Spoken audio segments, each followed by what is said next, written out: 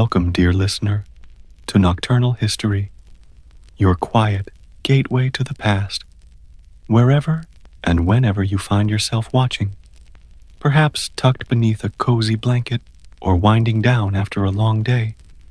Take a slow breath and let your eyes soften. Tonight, we slip behind the palace walls of ancient Egypt, where a humble scribe rises before dawn's first light. By the soft scrape of reed on papyrus and the flicker of oil lamps, they transcribe royal decrees that shape an empire, from grain for the hungry to secret letters for distant governors. If these hushed rhythms bring you calm, feel free to like, share, or subscribe. For now, let us drift together into the world where every stroke of ink echoes across centuries. You awaken before the first light of dawn, long before the palace stirs with its customary bustle. As a junior scribe in the royal chancellery, your status grants you neither comfort nor rest. Instead, it demands punctuality measured in heartbeats and silent footsteps. You rise from your simple reed mat, careful not to disturb the two fellow scribes who share the modest alcove. They sleep with their papyrus rolls tucked beneath their arms, ready to resume their work at a moment's notice. Clad in a plain linen tunic, stiff with last night's body oils, you smooth your hair into neat coils and bind them with a narrow strip of white cloth. In the small chamber's corner, a bronze basin holds enough water to rinse your hands and moisten a small cloth for your face.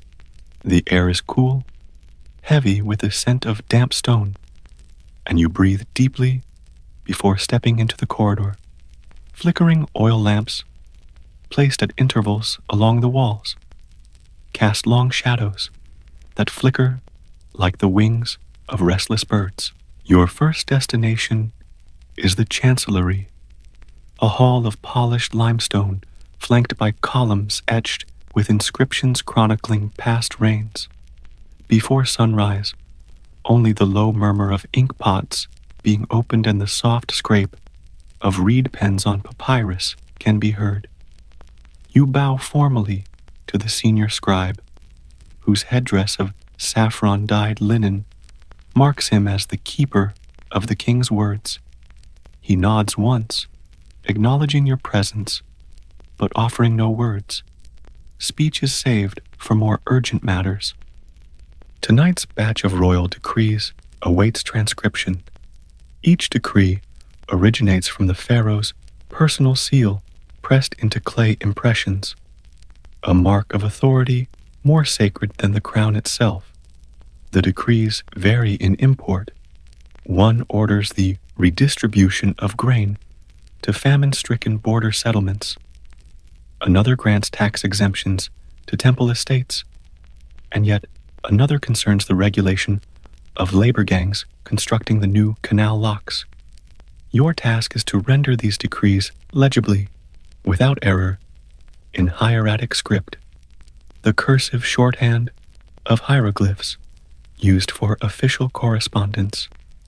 You retrieve a fresh stack of fine-grained papyrus sheets, their surface pale and taut, with a reed pen tip roughly the size of a thimble. You dip into an ink pot containing carbon-based black ink. The first strokes feel stiff as the nib glides across the fiber-rich surface. You write the decree of grain redistribution in formal opening lines. By the command of His Majesty, the shining falcon of Horus, may his reign endure for eternity. Let the granaries of Upper and Lower Egypt be opened to deliver sustenance to those in the nome of Beni Suef, where the flood's bounty has failed. Let no man withhold corns of barley or wheat from the hungry for 3 full months. Your hand cramps after the 17th line. You pause to roll your shoulders and stretch slender fingers that ache from the repetitive motion. In the quiet of the chancellery, Even such minor aches feel magnified, but you dare not complain. The inkpot's rim is smudged with previous scribblings, and the parchment bears faint smears where colleagues have paused mid-sentence. You take a breath and continue, striving for the clarity that might earn you a small measure of praise from your rigid supervisor.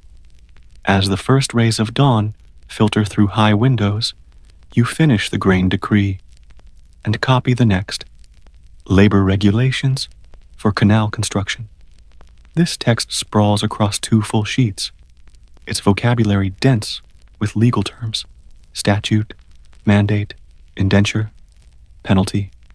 You must trace each term correctly. A single miswritten sign could alter the decree's meaning, causing confusion among overseers and potentially halting the empire's vital irrigation projects. The words flow from your reed like a measured hymn, each stroke deliberate, each pause an opportunity to review what you have written. Mid-morning brings a break. You carry your papyrus sheets to the overseer's desk, where they will be reviewed and stamped with the royal seal, second time before dispatch. The overseer, a grizzled man with ink-stained fingernails and a perpetual scowl, inspects your work through a magnifying lens made of polished crystal. He taps a sign here, a phrase there, instructs you to rewrite certain lines to conform to protocol. You nod without protest, gathering your materials to correct his annotations. Returning to your station, you prepare fresh sheets, paste the corrections, and fill in the missing phrases. Each amendment reduces the pool of remaining hours you have to complete the day's quota. The palace demands that every scribe produce at least 50 complete decrees each month, an average of 2 per working day, though juniors like you often exceed that number to prove their worth. Your back stiffens against the wooden bench as you lean forward to commit the overseer's changes to ink. A faint sound interrupts your concentration, the distant clang of a gong echoing through the corridors. It signals the midday meal for scribes and administrators. You rise, unfurl a narrow reed mat in the courtyard outside the chancellery, and sit cross-legged beside colleagues. A servant distributes small loaves of barley bread and cups of diluted wine. Conversation is muted.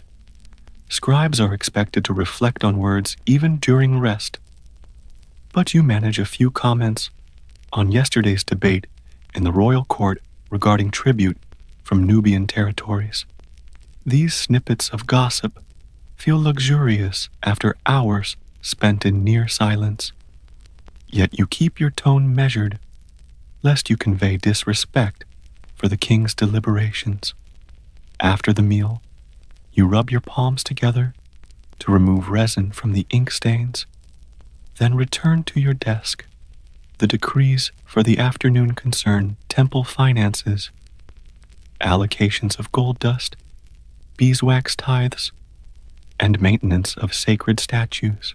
To understand these, you must sometimes consult the temple account rolls stored in nearby chambers to cross-reference amounts and ensure consistency. Rising from your bench, you step through a narrow hallway lined with scroll cases bound in leather. Inside, shelved Johannine style, are hundreds of record rolls, each detailing decades of temple offerings.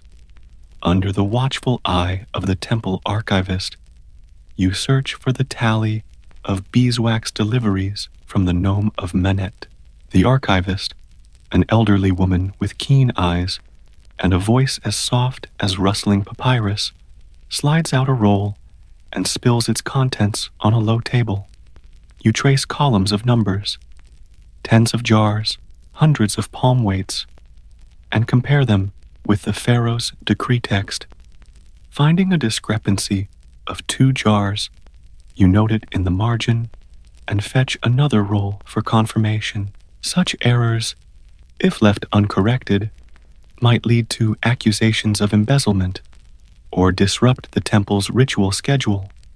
Your careful cross-checking offers both security and an unspoken reassurance that the Emperor's commandments will be fulfilled without fault.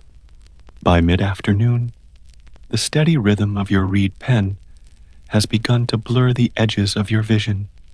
Shadows lengthen on the chancellery floor, and the lamps are lit once more to stave off the dimming light.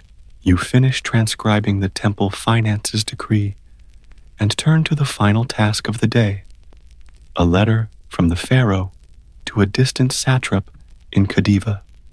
Unlike the formal decrees, this letter demands a more delicate touch, blending diplomatic courtesy with veiled instructions. You must use honorifics, Your Excellency, guardian of the eastern frontier, and maintain a tone that balances respect with authority. You copy the letter verbatim, mindful of the subtle nuances in phrasing.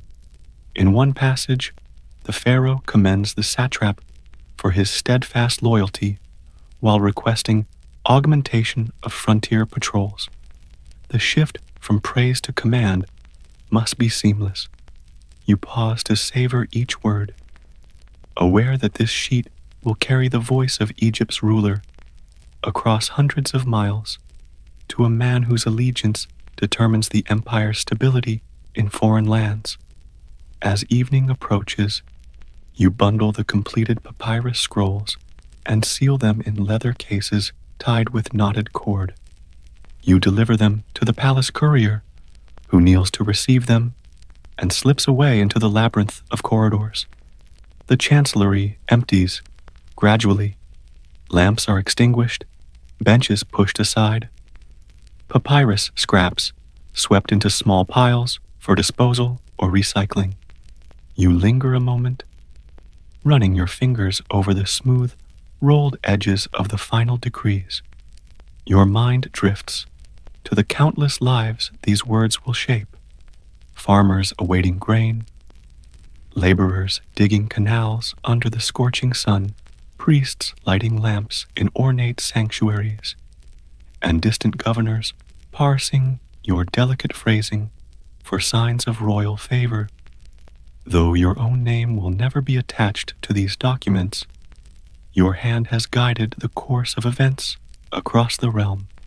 Finally, you return to the alcove where your reed mat awaits. Your stomach rumbles with hunger, but the small meal rationed to scribes at night is scarcely enough to satisfy. You lie down, muscles aching, and let the day's words echo in your mind like a silent chant. In the hush before sleep, you consider the paradox of your role, a guardian of the pharaoh's voice, yet forbidden to ever speak beyond these walls. You wonder, if the king's words hold the power to shape nations, does the scribe who writes them possess a fragment of that power, or are you merely a conduit, a silent echo destined to fade once the ink dries? The courtyard's shadows slant long and uneven as you return to your post in the chancellery the following dawn. Today, you begin not with royal decrees, but with the preparation of blank papyrus rolls for the week's incoming correspondence. A junior attendant shows you how to soak the stiff sheets in a shallow basin of Nile water, then lay them flat on a wooden frame to dry. The undulating breeze through the high windows ensures a smooth finish, but you must vigilantly brush away stray grains of sand or bits of reed that might mar the surface. Each sheet is precious. The palace keeps strict accounts of the papyrus supply, and shortages mean scribes fall behind on their quotas, an unforgivable lapse in a bureaucracy driven by the pharaoh's will. Once the sheets are ready, you sharpen your reed pen with a sliver of flint carving its tip to the precise width needed for hieratic strokes. A wider tip speeds your work but risks blotting small determinatives. A narrower one demands more strokes, and eyes grow weary more quickly. You settle on a medium nib and test it on a scrap sheet, adjusting the angle of your grip until the ink flows smoothly. Precision in preparation is the hallmark of a competent scribe, and the first defense against the overseer's ire. Your supervisor arrives with the day's first dispatches, letters from provincial governors, reports from military commanders, and petitions from local temple priests. One governor complains of rising banditry along the desert roads, while another requests additional grain shipments ahead of an expected drought. You copy each letter in hieratic script, taking care to preserve the original tone, formal when required, urgent when warranted, deferential always. As you work, you ponder the lives behind these messages. A governor pacing anxious corridors, a priest weighing his temple's dwindling stores, a trader robbed of his caravan's profits. Through your pen, their voices travel hundreds of miles to reach the pharaoh's desk. Mid-morning, a particularly complex task arrives. The draft of a new legal code regulating trade with Nubian caravans. It is laden with clauses, fees for crossing provincial borders, tariffs on incense and gold dust, penalties for fraudulent weights. You must cross-reference the language of an older treaty and ensure that the new code neither contradicts previous agreements nor leaves loopholes for unscrupulous merchants.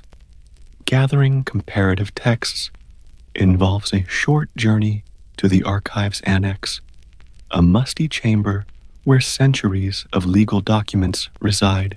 You lift one scroll after another from clay-tiled shelves, careful to support their brittle edges until you locate the relevant passages. Back at your desk, you lay out the treaty text beside the draft code. You note subtle variations, where the older treaty uses the term shekel for weight. The new draft employs deben, a larger unit. You insert a footnote in the margin, flagging this discrepancy for the overseer's review. Each cross-reference slows your transcription, but ensures that the pharaoh's laws remain coherent across generations, a silent safeguard of imperial continuity. By midday, your hand aches from the delicate work, and you welcome the soft gong signaling the scribe's midday meal. Today's fare includes a small bowl of lentil stew flavored with cumin and coriander, accompanied by date cakes pressed with sesame seeds. Eating among your peers, you exchange furtive glances over the courtyard wall at the bustling workmen who dig ditches and raise new colonnades. Your own labor may be quiet, but its impact resonates through their efforts. Canal regulations you transcribed ensure their ditches fill. Grain decrees dictate the timing of harvest feasts, and legal codes guide the trading of goods that supply the workforce. The afternoon brings a ceremonial task, composing the official invitation to a diplomatic banquet honoring emissaries from the Hittite kingdom. This letter must balance hospitality with authority, praising the visitors while reminding them of Egypt's superior culture. You pore over formulaic salutations used in earlier invitations, selecting phrases that convey esteem without appearing subservient. A phrase from a past treaty, "May our lands prosper in mutual peace," serves as the gracious opening, followed by explicit instructions on seating order, gift exchange, and ceremonial protocol. You draft the letter, then read it aloud to ensure its rhythm evokes the correct tone. The senior scribe nods approvingly at your clear, measured delivery. As dusk falls, lanterns are lit, and the chancellery fills with a golden glow. You undertake one final task, preparing copies of the day's amended edicts for storage in the Hall of Records. These copies will be filed alphabetically by topic, finance, security, religion, so that any future inquiry can retrieve them swiftly. You affix each papyrus scroll to a wooden spindle, label it with charcoal under a bold heading, and slide it into its designated niche. The satisfaction of orderliness warms you more than the lamplight. To live in a world ordered by laws and records brings you a strange comfort. When your work is done, you gather your few belongings, a wax tablet for personal notes, the jar of ochre you use to underline key passages, a folded scrap of papyrus bearing a poem you composed in your spare moments.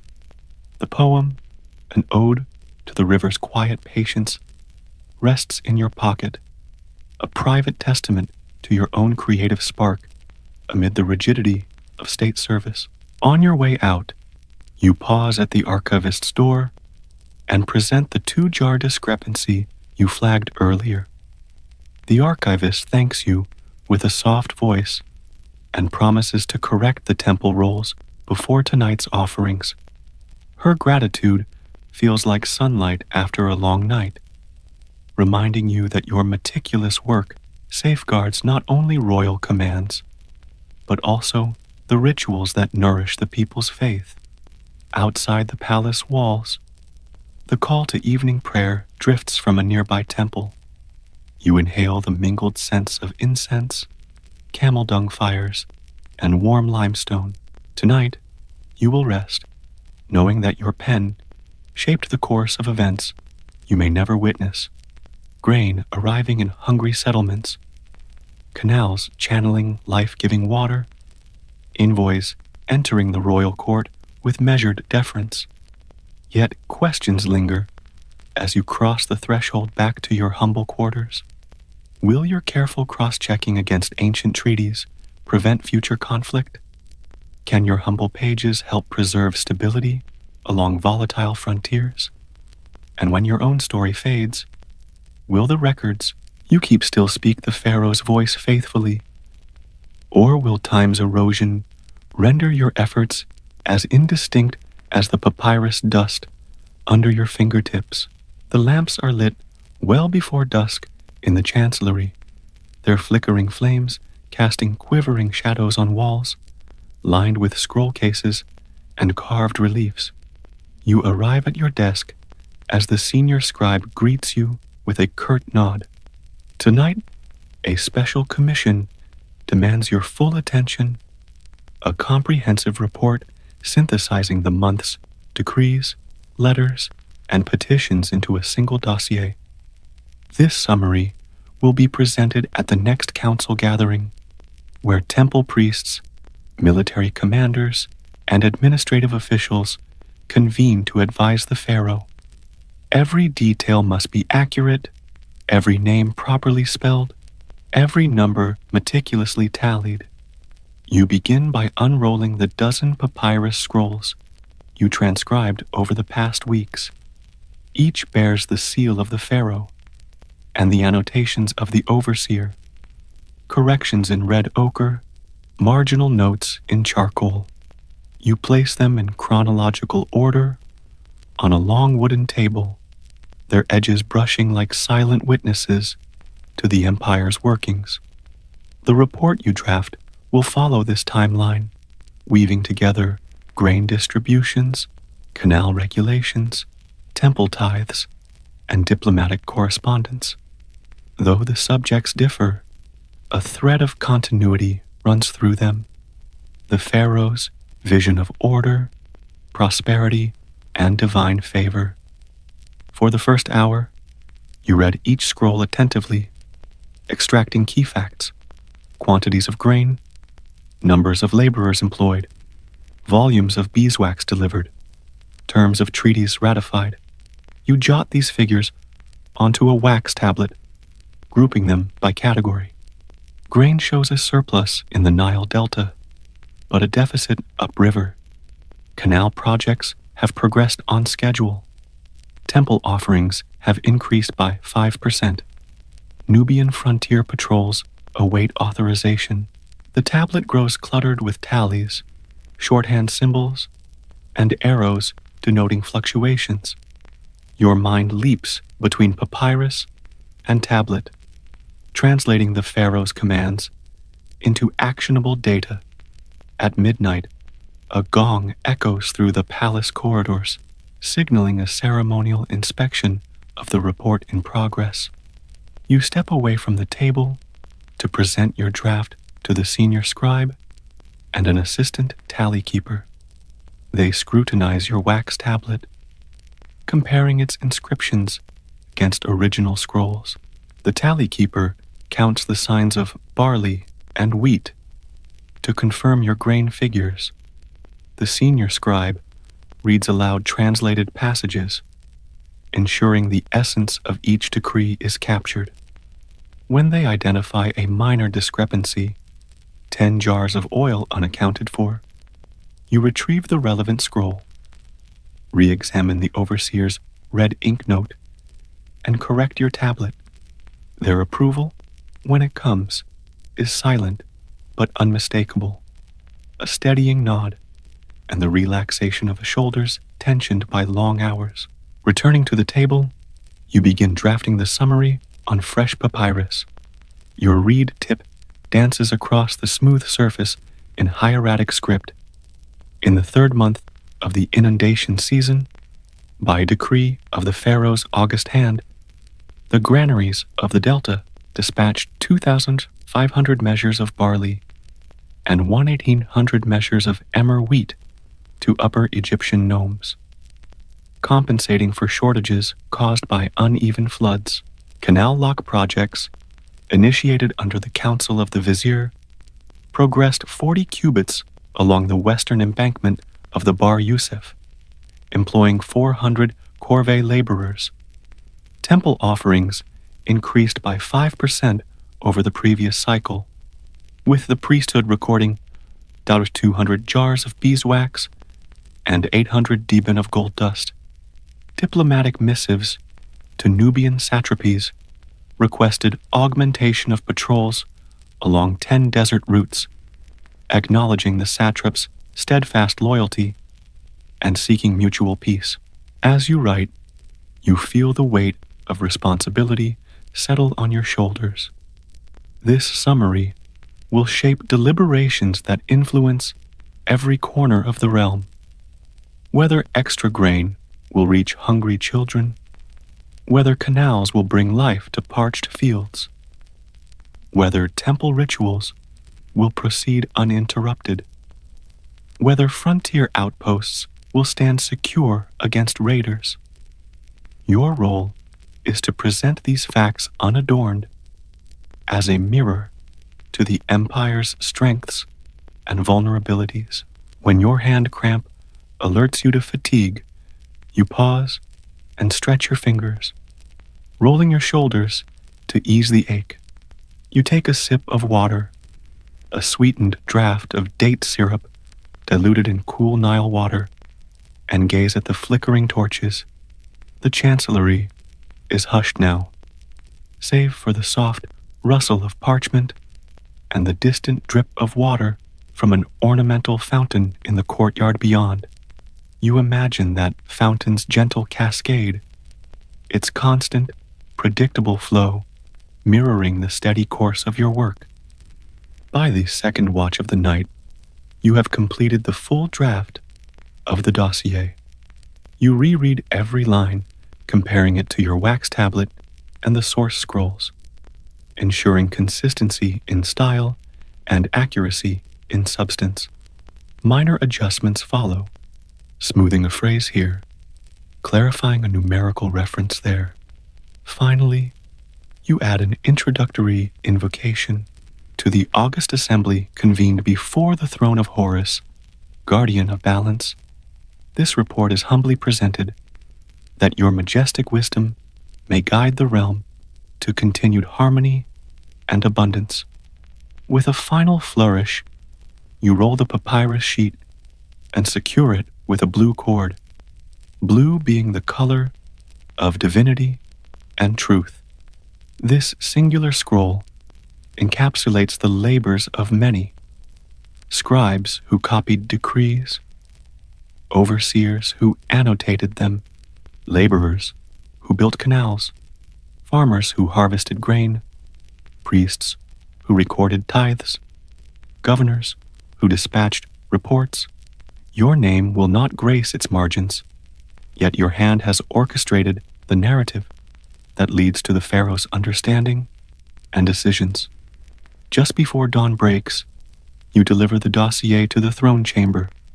There, a cohort of attendants awaits, ready to inscribe the pharaoh's seal into the clay impressions that will officially register the report in the royal archives.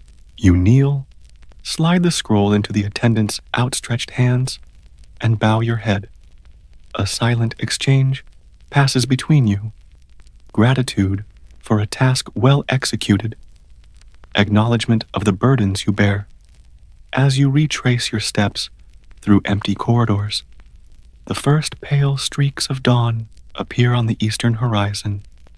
The city beyond the palace walls stirs to life. Priests preparing morning offerings, bakers firing bread ovens, fishermen casting nets into the river's dark waters. You pause at a high window overlooking the harbor, where small boats drift like silent sentinels. In that moment, you consider the ripple effect of your work. The deeds recorded in ink tonight will manifest as grain spilled into baskets, water coursing through canals, statues anointed with oil, defenses strengthened along distant borders. Returning to your humble quarters, you remove your ink-stained tunic and lay it over a wooden peg.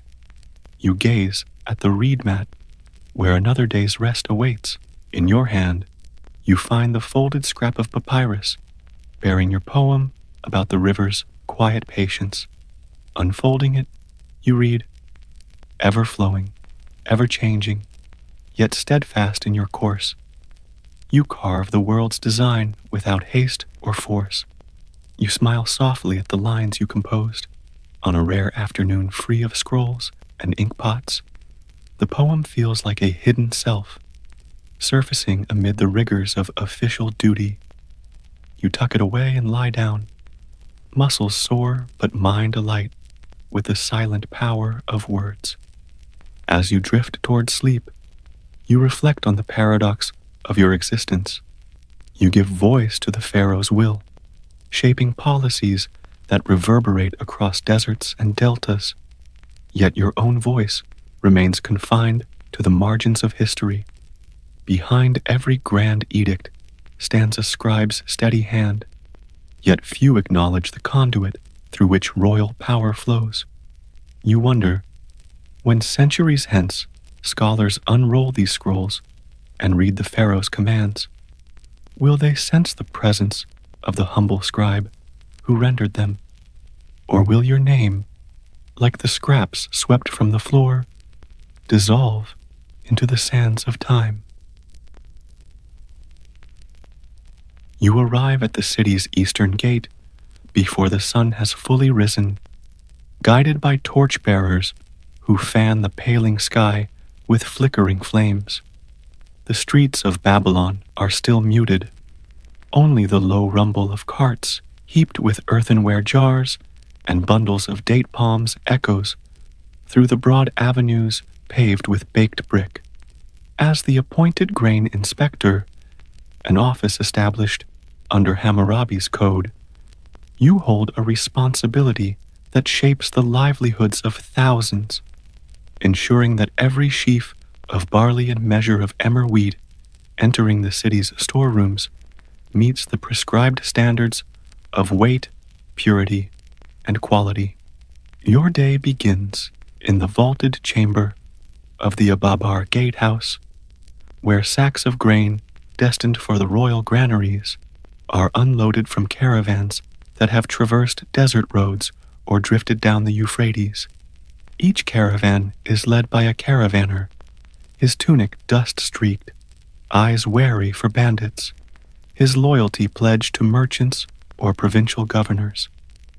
You stand beside a raised platform of mud brick and reed mats, flanked by two assistant inspectors carrying wooden tally boards. Torches cast golden light on the heaped sacks, their coarse fibers stained by travel and uncertain handling. The chief overseer hands you a clay tablet listing the day's quotas. 500 measures of barley from the fields of Sumer, 300 measures of wheat from the rolling plains beyond Nippur, and 200 measures of mixed grains from Elamite traders. In cuneiform signs, small, wedge-shaped impressions, you quickly scan for any anomalies, duplicate entries, missing numerical determinatives, or superscript annotations indicating substandard quality. One entry catches your eye, a batch of 90 measures of barley, marked impure in faded red ink. You make a mental note to investigate its origin before the hour is out. Your first task is a visual inspection. You lift the lid of a sack and rake your fingers through the grain, feeling the smoothness of each kernel. Tilted against the torchlight, the grains gleam in shades of amber and gold, but you look for telltale signs of adulteration, chaff, broken husks, insect larvae. In this dry heat, even small contaminants can fester, spoiling an entire harvest. Satisfied by the grain's appearance, you direct an assistant to pour a measured handful into the hand-turned winnowing fan. A breeze from the open gate separates stray husks from the kernels, which rattle like rain. The assistant sweeps the chaff away into woven baskets while you record the inspection result on your tally board. Batch A, clear. Next comes the weight test. Babylonian law prescribes that 1 measure, kueh, of barley must equal 360 grams by modern calculation, though in practice the weight fluctuates with humidity and the age of the grain.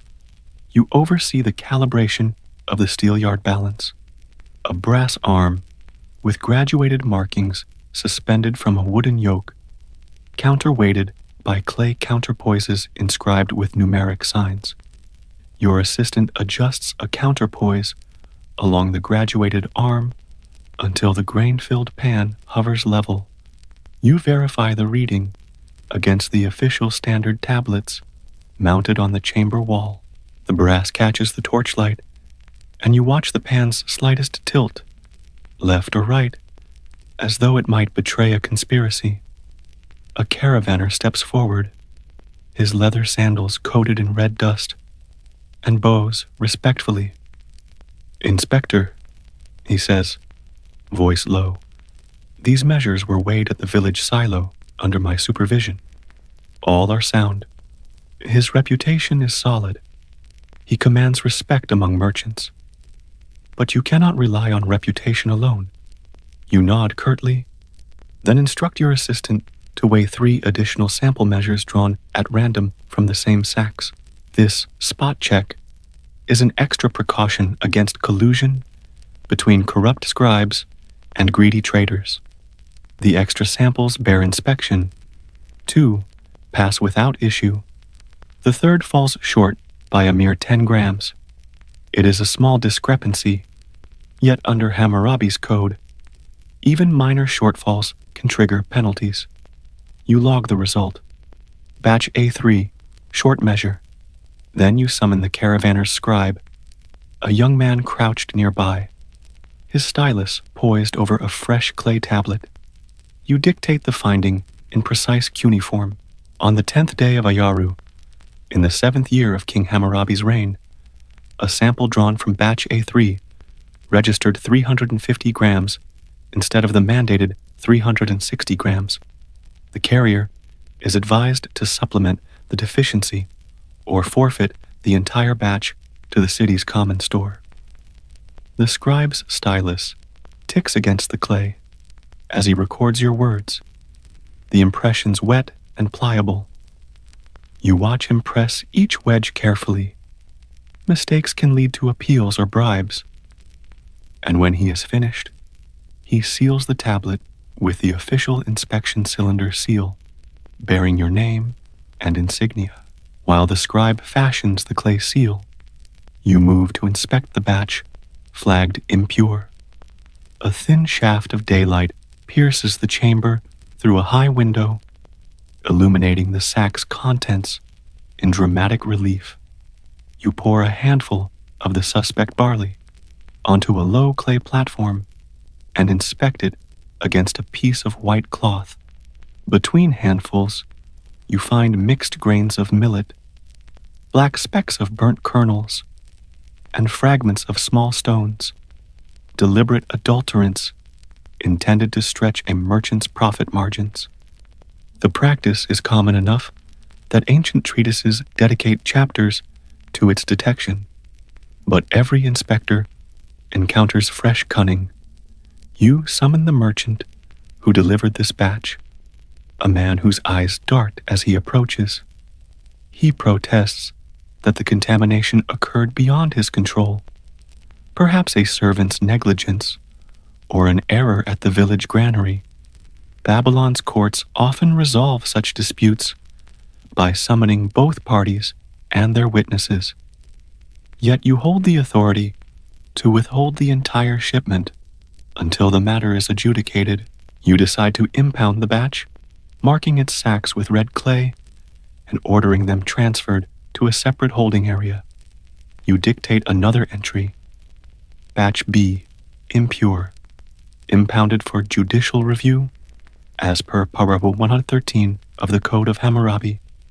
Your assistant records the clay inscription on a fresh tablet while you direct the sack bearers to relocate the barrels. Then you step back to survey the gatehouse chamber, where 50 measures remain for inspection. Sunlight has grown stronger, lending heat to the air and stirring dust motes into miniature suns. You consider the flow of grain through Babylon's arteries, from the farmers who toil in flooded fields, to the local scribes who weigh and note each sheaf, to you, the final arbiter whose judgment influences grain prices, temple offerings, and, most crucially, the allocations sent to feed the city's poor. By mid-morning, word reaches you that the district judge has arrived to examine the impounded batch. You escort him through the gatehouse, past the heaped sacks, and the glassy-eyed turtles kept in reed pens for temple rituals. The judge inspects the tainted grain, consults the sealed tablet, and schedules a hearing for witnesses on the morrow. You hand him the clay tablet and seal your own involvement by rolling your seal across its surface. With a curt nod, he departs, leaving you to continue the day's work. Returning to the remaining grain, you guide your assistants through rounds of sight, winnowing, and weighing. Each batch follows the same ritual, manifestation of law in tactile inspection, each kernel judged for purity and weight, each measure stamped with authority, before it is carted away to storehouses carved into the city's arched granaries. You make small notches on your tally board, vertical marks for accepted batches, crossed marks for impounded ones, circles for those requiring further sampling. Soon the board is filled with symbols, a visual ledger of the day's judgments that will be transcribed later into official archives. As the sun climbs to its zenith, you grant yourself a brief respite. In the shadowed recess of a side chamber, you rest upon a low bench and sip water cooled by a clay flask. A thin breeze drifts in through the gate, carrying scents of date palms and river mud. You lift your stylus and map fresh cuneiform signs on a scrap of clay, a personal exercise in calligraphy rather than the rigid shorthand of inspection.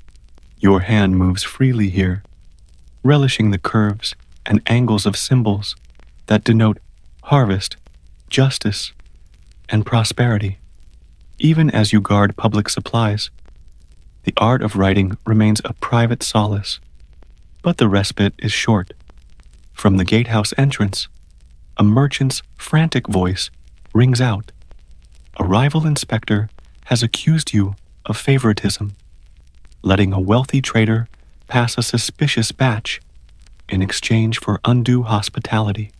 Babylon's bureaucracy thrives on rumor as much as it does on law.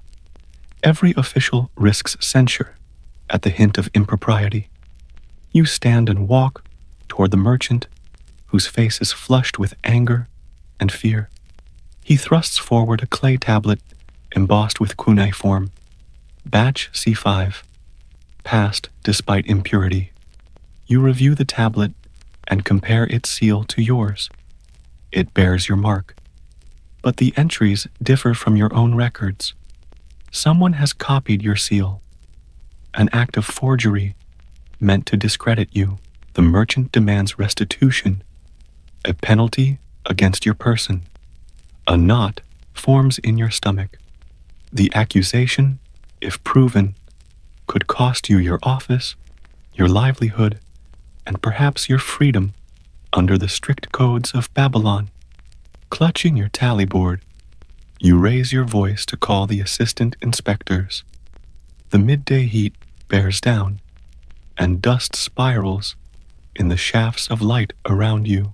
As they gather, you realize how thin the veil is that separates lawful authority from scandal. Your next steps will determine not only the fate of the contested grain, but also your own standing in the city's rigid hierarchy. In the hush that follows, you pause to weigh your options, order an immediate recount of batch C5, summon the district judge to hear the charge, or call for the royal seal's custodian to verify its authenticity. Each choice carries risks. Delay could be seen as evasion. Challenge could provoke powerful merchants. Verification could implicate palace officials. You sense the weight of centuries pressing on this moment, as though the grain of Babylon itself depends on your decision. And so, you stand, torchlight and sunbeam, entwined, confronted by the gulf between law as ideal and law as practiced. In this chamber of measurements and measures, you must decide whether to trust your records, expose a forgery that points to deeper corruption, or yield to the safer path of silence. If one poor measurement can sway the flow of grain across an empire, how will your decision today ripple through the lives of those who wait on full granaries and empty stomachs? The midday sun has passed its peak, and the gatehouse chamber grows warmer, its thick mud brick walls retaining heat like an oven.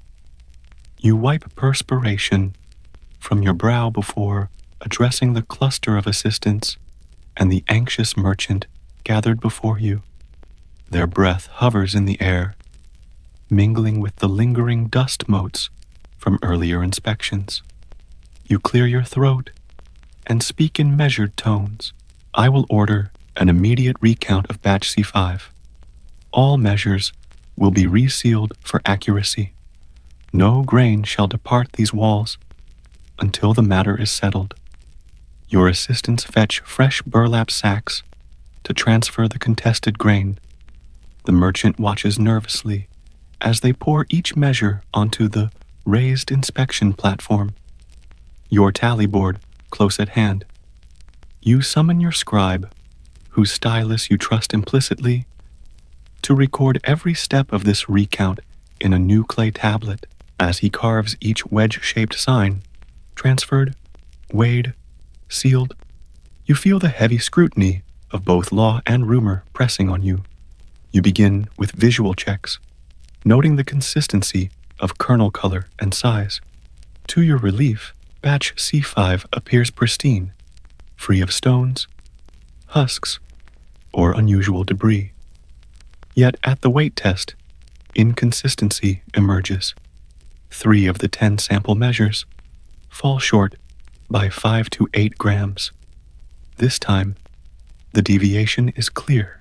You tap the brass beam of the steel yard, adjusting the counterpoise until the pan levels, and then allow the assistant scribe to ink your findings in the margin of the tablet. The merchant's face flushes crimson. "These are your own grains," he accuses, "not mine." He gestures toward a second group of sacks stacked nearby. Grains delivered earlier, but still within the inspection area. Perhaps the mistake lies in your handling. His accusation radiates hostility, and you note the gathering tension among your assistants. You close your eyes for a moment, recalling the morning's precise weighings. Your assistants were consistent, the standard operating procedure rigid. To suggest human error in so regimented a process would undermine the credibility of every inspection you've ever conducted. Yet, the merchant's claim hints at deliberate sabotage, the very thing you sought to root out this morning. You confer quietly with your chief assistant, a veteran inspector named Namtaru, whose steady gaze and calm demeanor have earned your trust. He examines the tally board and the sealed recount tablet, then flicks his eyes toward the stack of earlier sacks. "Perhaps," he murmurs, "we compare seals. These sacks bear your cylinder's impression, yes, but the seals on yesterday's accepted batches were applied by the palace custodian, not by yourself." A silent question hangs between you. Has someone within the palace administration misused your seal to frame you? If so, the conspiracy runs deeper than the gatehouse. You rise, stepping toward the inner sanctum of the gatehouse, where the seal custodian's chamber lies. The corridor beyond is shadowed and cool, lined with niches holding vessels of water for ceremonial purification. You pause at the threshold, aware that every step you take could either clear your name or entangle you further. Inside the custodian's chamber, you find the official seal chest, a heavy cedar box bound with bronze, locked by a simple wooden pin. You remove the pin and lift the lid, revealing rows of cylinder seals marked with the names of current officials, yours among them. You withdraw your own seal, noting its smooth surface and the subtle wear patterns that match your morning use. You rotate it between your fingers, then compare it with the impressions on the contested sacks. The ridge of scratches and the slight chip near one edge align perfectly, a match with the suspect seal's imprint. Your heart sinks. This discovery confirms that no forgery occurred here. You indeed sealed those sacks, yet you know with equal certainty that you followed procedure correctly during that delivery. The only alternative is that someone compelled you to seal them, an order issued in your name, under duress or deception. A sharp rap at the door startles you. Namtaru's head appears in the doorway. His expression is grave. "Inspector," he says, "the district judge has arrived ahead of schedule. He demands to address you immediately regarding the forged seal accusation. He awaits in the main chamber. You replace the seal in its rightful place, repin the chest, and follow your assistant into the corridor. As you walk, the noise of the gatehouse, the rattling of chains, the murmur of traders, the distant clang of the city's forges, fades into a tense silence. You know that the judge commands ultimate authority here.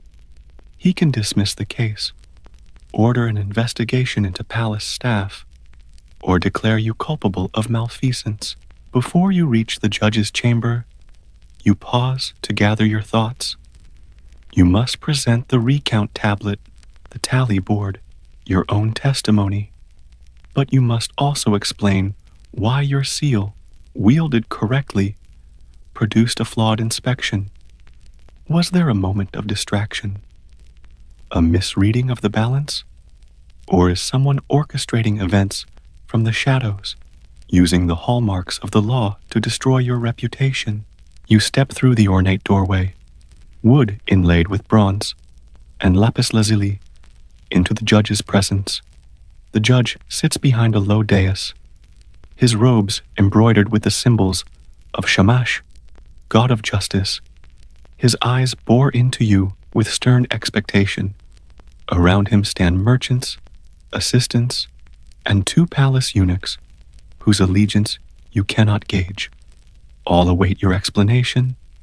Your pulse pounds as you prepare to speak, aware that your words will determine not only the fate of a merchant's grain, but the precarious position you hold within Babylon's rigid order. The judge's hand hovers over a bronze staff, ready to command the next move. You inhale deeply, steadying yourself. Then you begin. Esteemed judge, I submit this recount tablet and my tally board as evidence. The judge raises a hand, and silence falls. You realize that in moments like these, even the most mundane duties carry the weight of justice itself. Every syllable matters. Every hesitation could be construed as guilt.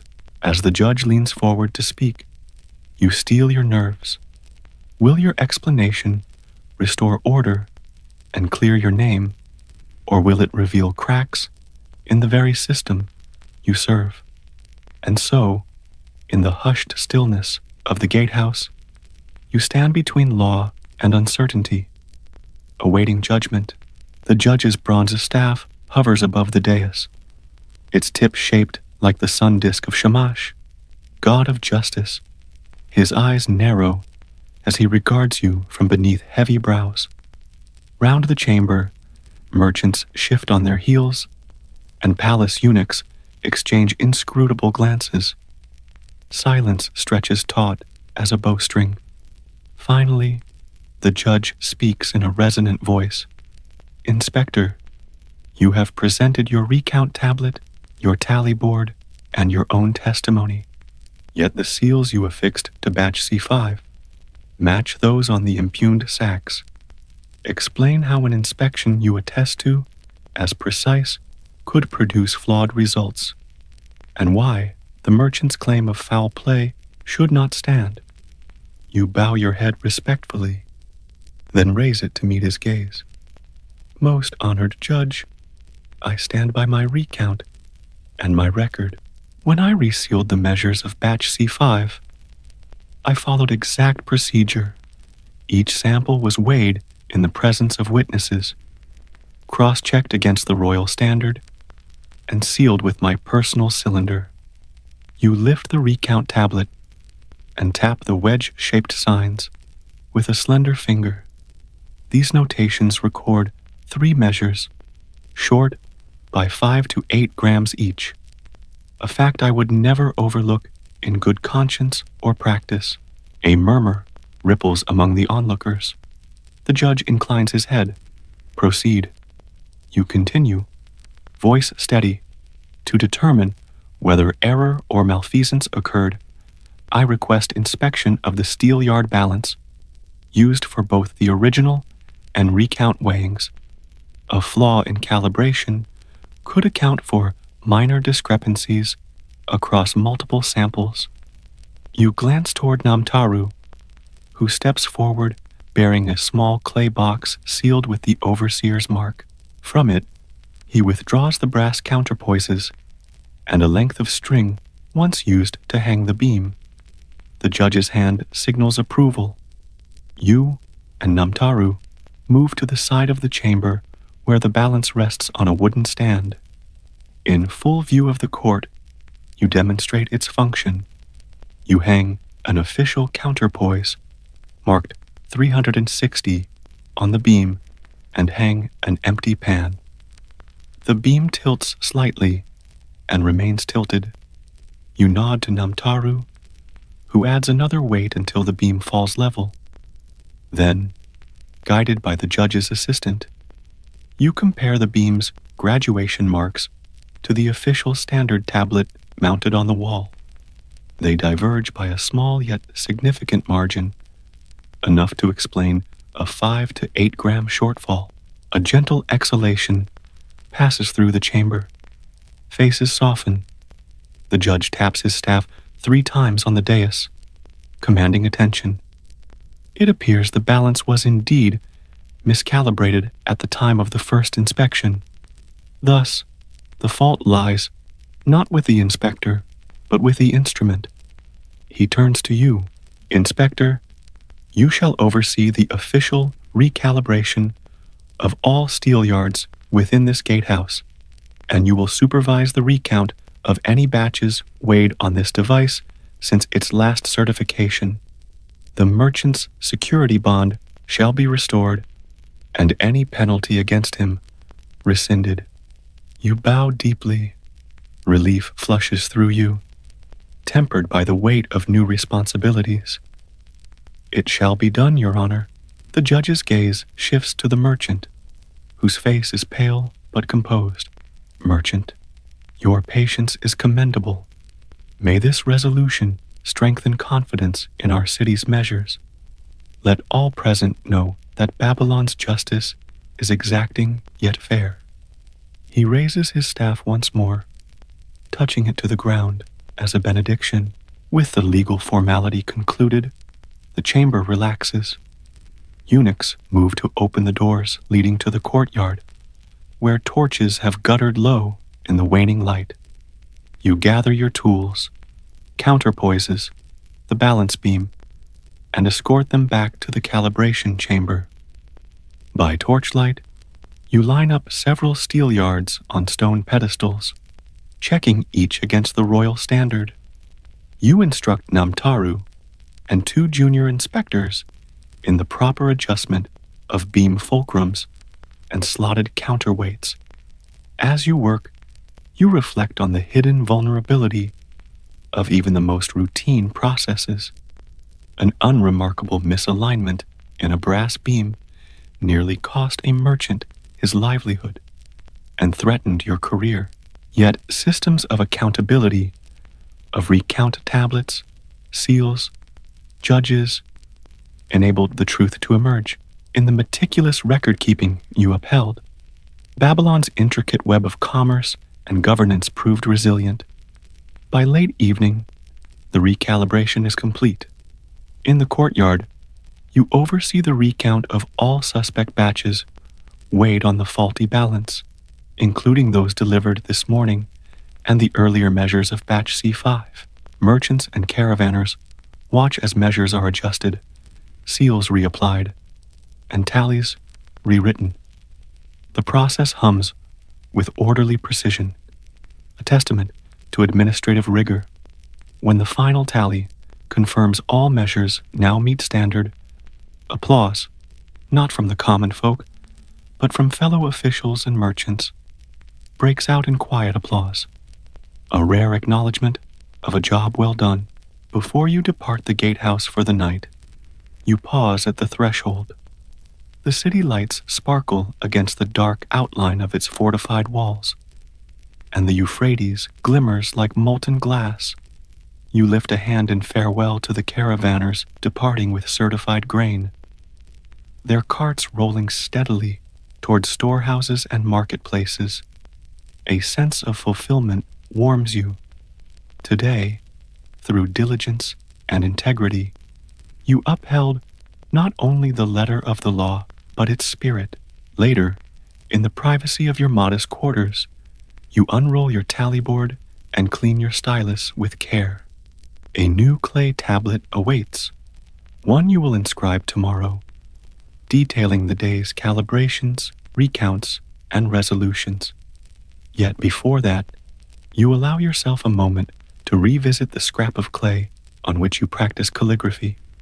You press the stylus into soft clay tracing the signs for measure, justice, and balance with renewed reverence. Lying on your reed mat, exhaustion pulls at your limbs, but your mind remains alert to the interconnectedness of small acts and vast outcomes. You ponder how a minor flaw in a simple device nearly upended grain distribution across the empire, and how your vigilance restored trust in the city's provisions. Your role as inspector has reaffirmed a truth as enduring as Babylon's walls, that even the grandest systems rest on human hands, fallible yet capable of correction through collective accountability. As sleep closes in, you reflect on the broader resonance of your day. In modern ports, factories, and laboratories, instruments require calibration. Measures demand verification. Records must be kept with care. The principles you live by, precision, transparency, perseverance, transcend time. Yet you also recognize the fragility inherent in any network of trust. A single unbalanced scale can ripple into crisis, just as one honest action can restore order. Before slumber claims you, you let one final question echo in your thoughts. If the smallest imbalance nearly disrupted an entire empire's sustenance, how many other hidden errors await discovery in the slow grind of history? And who among us will stand watch to correct them? Before first light seeps through the narrow window of your modest tubulus-style lodging, you rise to greet the day. You are Gnaeus Valerius Rusticus, appointed by the cursus publicus, the imperial courier service, as the custodian of a 2-mile stretch of the Via Appia, that grand artery connecting Rome to the far reaches of southern Italy. Your domain spans from the milestone marking mile 62 to mile 64, etched in stone and crowned with the sculpted bust of Emperor Hadrian himself. Every dawn, you shoulder a leather satchel containing surveying instruments, cleaning tools, and a small wax tablet on which you record daily observations. Your first task is the inspection of the milestone at mile 62. Lantern in hand, you step onto the compacted gravel of the roadbed, careful to avoid stray pebbles that might jar your lamp or the early morning courier's chariot wheels. The sky is a pale lavender, and the road's worn basalt pavers glint faintly with remnants of last night's dew. You pause before the carved column. Its Roman numerals, Locis, stand proud, while the emperor's portrait, once sharply defined, has softened under centuries of rain and wind. You run your calloused fingers over the weathered relief, feeling the tiny grooves and chips. This marker, you know, guides merchants, soldiers, messengers, and pilgrims, anyone who relies on the emperor's road for swift and reliable travel. You unpack your tools, a stiff bristled brush, a rag soaked in olive oil, and a chisel with a finely honed tip. First, you sweep away dirt and lichen with the brush, ensuring that no organic matter clings to the stone's surface. Moss, in particular, can seep into cracks, widening them over time and compromising the integrity of the marker. Once the ancient patina is revealed, you apply a thin film of olive oil with the rag. The oil darkens the stone slightly, bringing the numerals and imperial portrait into crisp relief. This ritual, performed daily, preserves the marker's legibility for all who pass. With the milestone tended, you consult your wax tablet. By Hadrian's decree, custodians must log every significant detail: cracks, chips, discolorations, as well as any observations of passing traffic. You scratch your stylus across the wax, noting Day 10 of Sextilis, Year 18 of Hadrian's reign. Mile 62, marker cleaned, no new cracks. Traffic, 2 legions supply wagons, 1 imperial courier, 3 merchant caravans. You tally in the margins the number of wheel ruts deepening near the road's edge. Heavy wagons laden with amphorae and grain accelerate the rutting process, threatening to destabilize the pavers and divert water runoff toward adjacent fields. You will need to adjust drainage channels later in the morning to prevent erosion. Next, you begin your walk toward the midpoint between mile 62 and mile 64, your private domain. Though keepers of the cursus publicus often cover adjacent stretches in emergencies, the road here runs straight as an arrow, flanked by low hedges of oleander and hawthorn that the local magistrate has planted to demarcate public land from private estates. Along this segment, travelers sometimes stray from the road's center, trampling crops or leaving unwanted debris.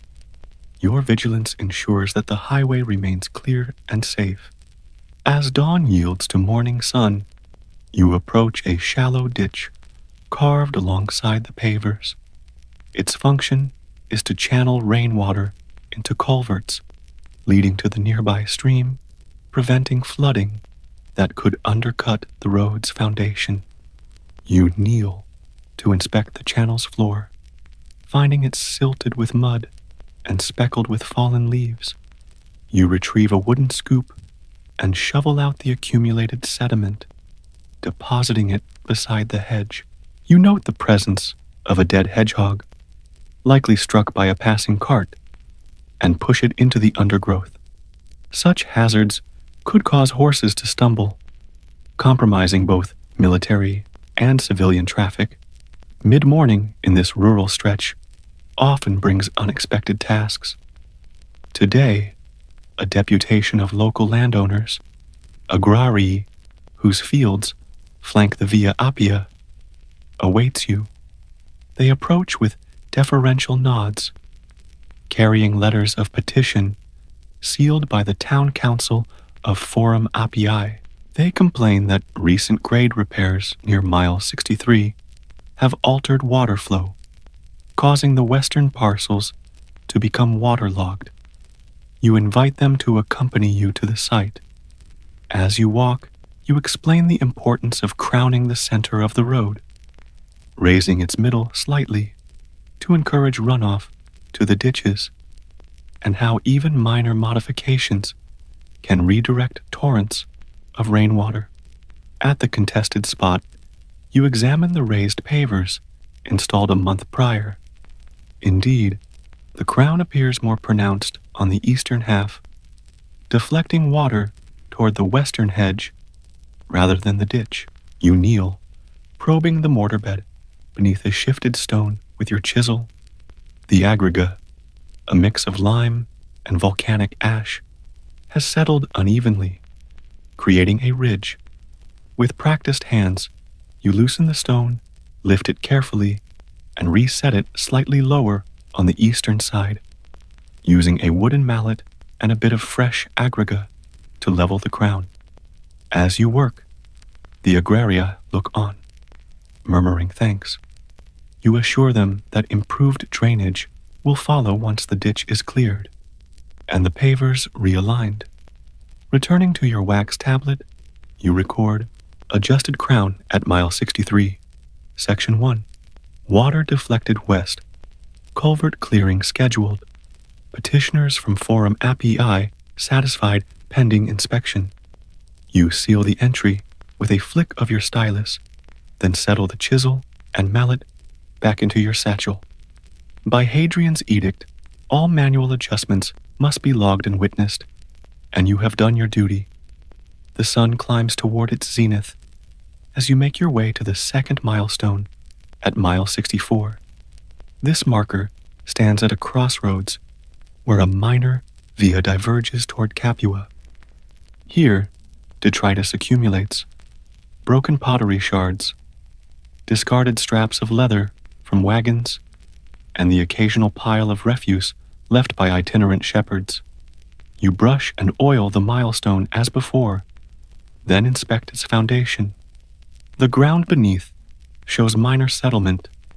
The stone tilts a few degrees northward, which could render it illegible from the southbound direction. You kneel and clear the mortar around the base, then use a lever to lift the column slightly. Collaboration with a pair of laborers from the local vicus is necessary for this task.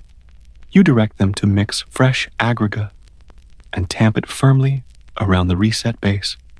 When the stone settles evenly, you reapply oil to its surface, ensuring the newly exposed portion blends seamlessly. The laborers receive small coin payments from your provisions, a perk of your position, and they disperse, grateful for the extra denarii that bolster their meager earnings. Now, with both boundaries secure and midsection repaired, you turn to the road itself. You retrieve a length of cord marked in Roman feet and pace the center line from mile 62 to mile 64, counting steps and noting irregularities in the pavement. Around every 7 paces, a chink in the basalt suggests a paver that's shifted over time. You mark each with a small heap of granite chips that you carry in your satchel, creating temporary flags. At the end of your survey, you tally 15 flagged stones. They will be replaced or reset during the next maintenance convoy, scheduled by the Curatores Viarum, the officials in Rome responsible for road upkeep. With your inspection complete, you withdraw tools and tablet to a shaded rest stop, carefully constructed of dressed stone and topped with a simple arch. Here, traveling officials sometimes carve their names and dates, leaving a faint echo of their passage. You sit on a flat bench and unwrap a modest lunch. 2 loaves of coarse wheat bread, a chunk of pecorino cheese, and a handful of olives preserved in brine. As you eat, you watch a small party of imperial messengers arrive, their red-cloaked uniforms bright against the dusty road. They exchange quiet words, show their letters of transit, and pass unimpeded, glancing at the cleared milestones with approval. After dining, you rise and perform a final task before the afternoon heat intensifies, a ceremonial act of homage to the emperor. You face the southbound marker at mile 62, then step back 3 paces and bow your head, reciting aloud the dedication carved on the plinth. Imperatori Caesari Traiano Hadriano, Filii Divi Traiani Partici, Pontifici Maximo, Tribunitia Potestate 3rd, Consuli 5. This formal acknowledgement renews your bond with Rome itself, affirming that every chisel stroke and each cleared rut upholds the emperor's mandate to bind the known world together. Yet even as you stand in respectful silence, questions arise in your mind. Will the repairs you made today withstand the winter's torrential rains? Will the steady flow of traffic seal deeper ruts into the pavers, requiring more extensive reconstruction? And beyond the immediate stretch you tend, who watches over the road to Brundisium, the gateway to the eastern provinces? With the midday sun riding high, you pause at the roadside rest stop, feeling the warmth of the stone bench beneath you. The scent of olive oil and crushed thyme from the surrounding scrub mingles with the distant clatter of horses' hooves. Your repairs to mile 63's crown and the foundation of mile 64 have restored order to your stretch, but the Via Appia's demands are unending. After a few moments of respite, during which you unroll your wax tablet to record the latest observations, you rise to prepare for the afternoon's tasks. First on your list is inspection of the drainage culverts carved beneath the roadbed. These arches of tufa block over small channels that ferry rainwater away from the pavers. You walk back toward mile 62, following the slightly depressed lines in the gravel that mark the culvert entrances. The tunnels, though narrow, barely wide enough for a man on all fours, are essential to prevent water from undermining the road's foundation. You crouch at the first opening and hold a torch aloft. Inside, water trickles over smoothly worn stone, its path guided by grooves cut millennia ago. You crawl into the culvert, careful to avoid slippery patches of algae. Every few feet, you pause to scrape mineral deposits from the stones with your chisel tip, clearing obstructions that could divert flow. At one juncture, the flow has carved a deeper groove, an unintended rill that risks expanding with the next heavy rain. You insert a wooden wedge and pack tufa chips around it to redirect water toward the culvert floor until you can return with fresh mortar. This makeshift dam should hold through the afternoon, but you note in your tablet, culvert 62A, partial groove formation, wedge installed, full repair pending. Exiting the culvert into the heat, you dust yourself off and stand, blinking at the bright road ahead. A small group of travelers, perhaps artisans or merchants, approaches, carrying bundles wrapped in coarse cloth. They glance at your tools and tablet, then politely inquire about road conditions. You advise them that the Via Appia is clear through mile 64, but caution them to watch for potholes near mile 65, outside your jurisdiction, but noted on the magistrate's map. They thank you with nods and trudge onward, their sandals kicking up small puffs of dust. Next, you return to the midpoint between your two markers to tend the hedges lining the road. Although the agrarii planted oleander and hawthorn to mark the state's right of way, overgrowth can encroach onto the pavers, scratching chariots' sides and obscuring visibility at sunrise and dusk. You retrieve pruning shears and snip away straggling branches, then sweep fallen leaves and cuttings into neat piles. As you work, you notice a pair of anthills sprawling at the hedge's base, an unusual sight, since heavy traffic usually disturbs such nests. Upon closer inspection, the anthill's entrance lies flush with the road's shoulder, creating a trip hazard for horses.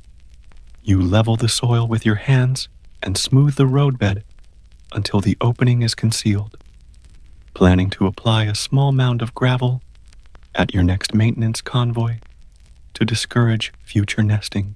By the time your pruning is done, the sun begins its descent toward the western horizon.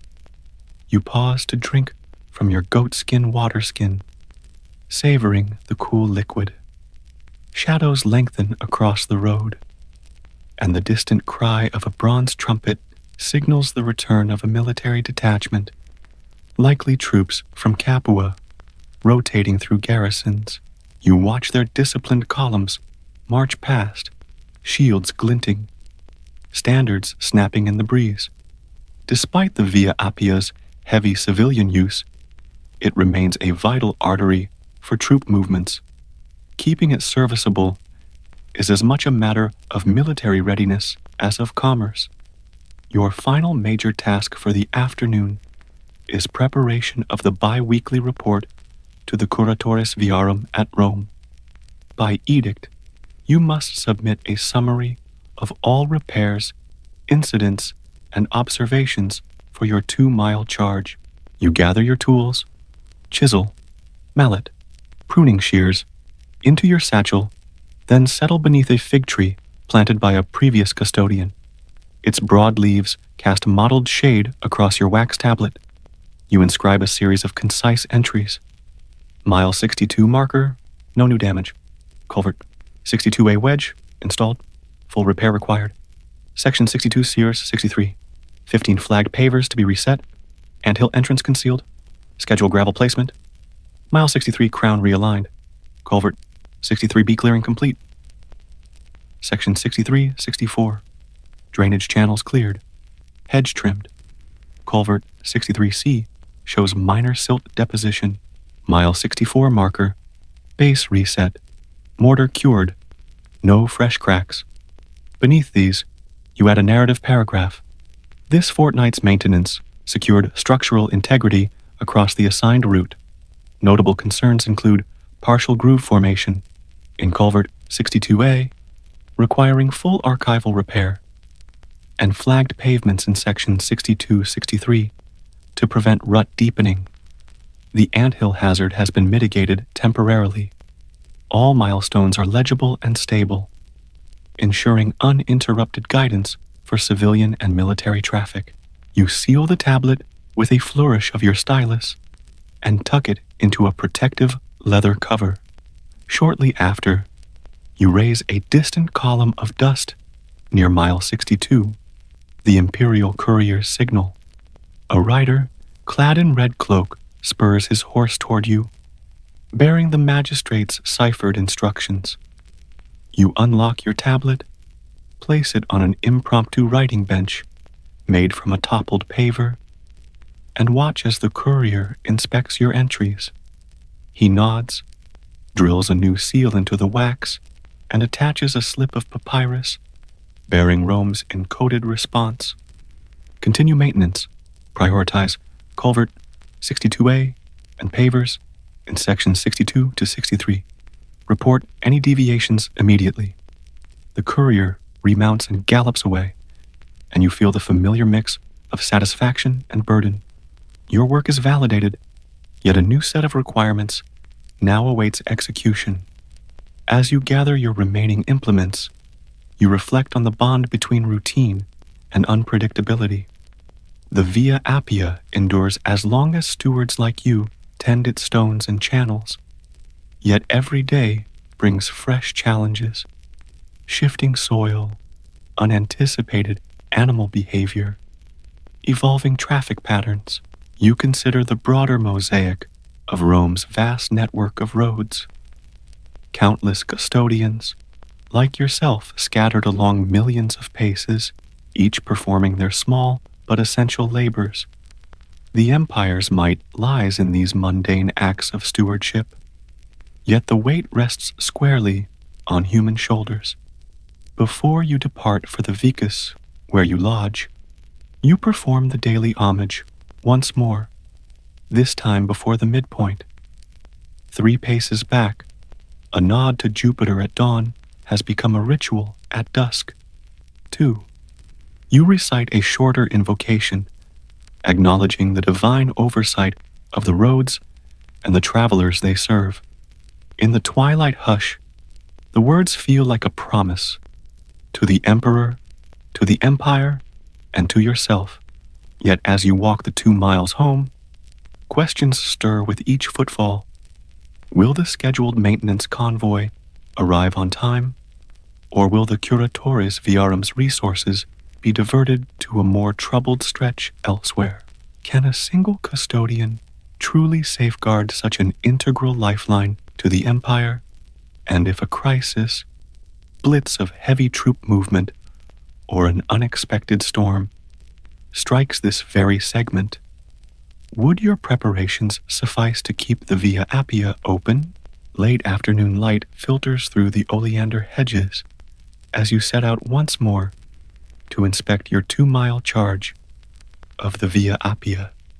Though the sun has begun its descent, its warmth still lingers on the basalt pavers, and the scent of crushed thyme rises from the roadside scrub. This final round of the day is as crucial as any. It confirms that morning's repairs have held, notes any new issues before nightfall, and prepares you to report confidently to the Curatores Viarum at first light.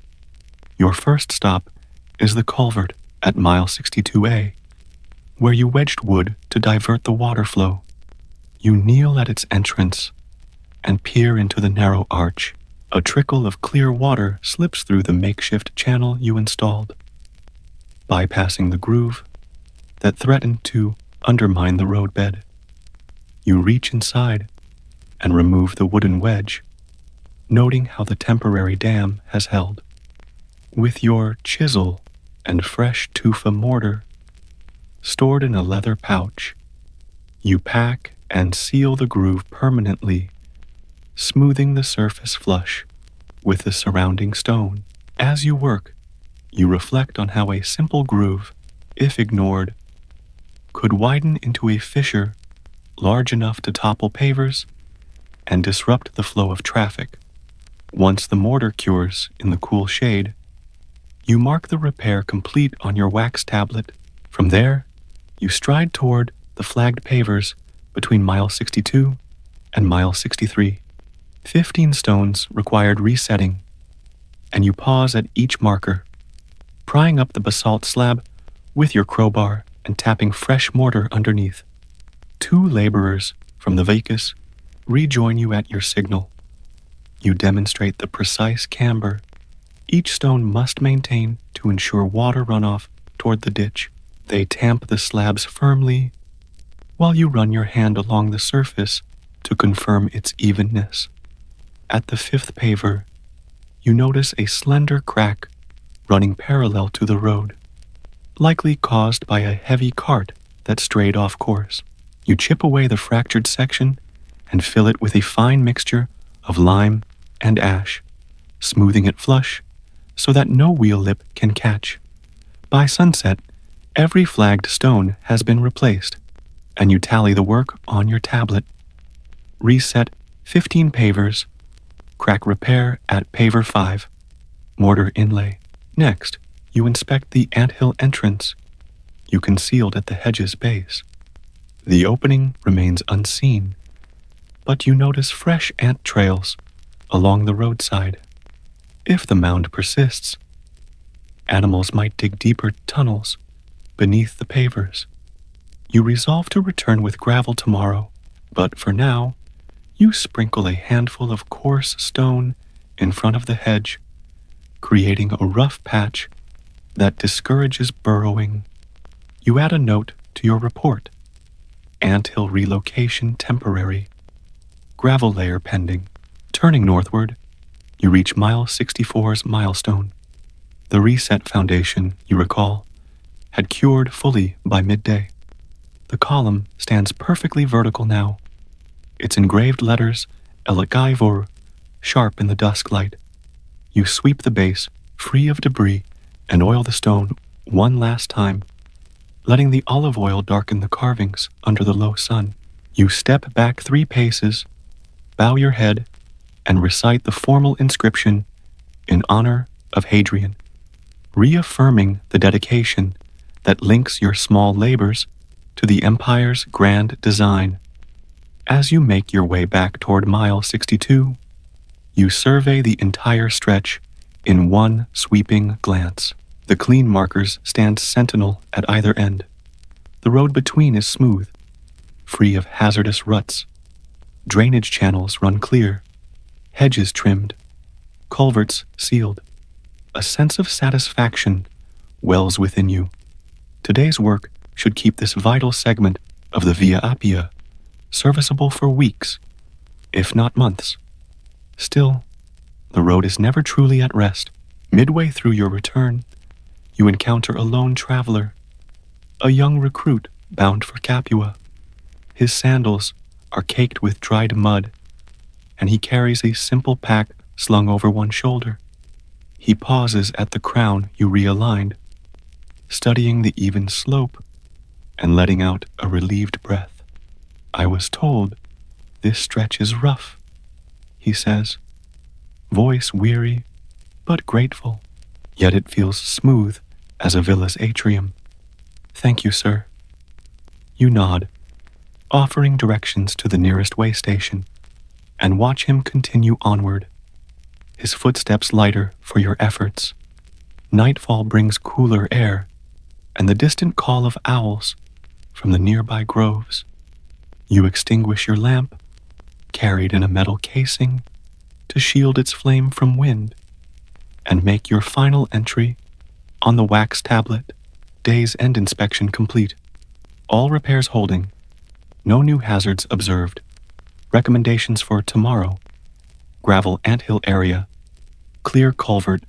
63C silt. Monitor merchant debris at crossroad. Securing your tablet, you gather your tools and head toward the Vicus. Lanterns flicker in the windows of taverns, and the low hum of conversation drifts across the road. You pause at a small shrine to Mercury, patron of travelers and roads, and offer a silent prayer of thanks for a day without mishap. In return, you ask for vigilance in the coming hours, for storms or bandits might test even the best maintained highway. Back at your lodging, you set your tools aside and unroll the tender coin purse you carry, counting the stipend for the day.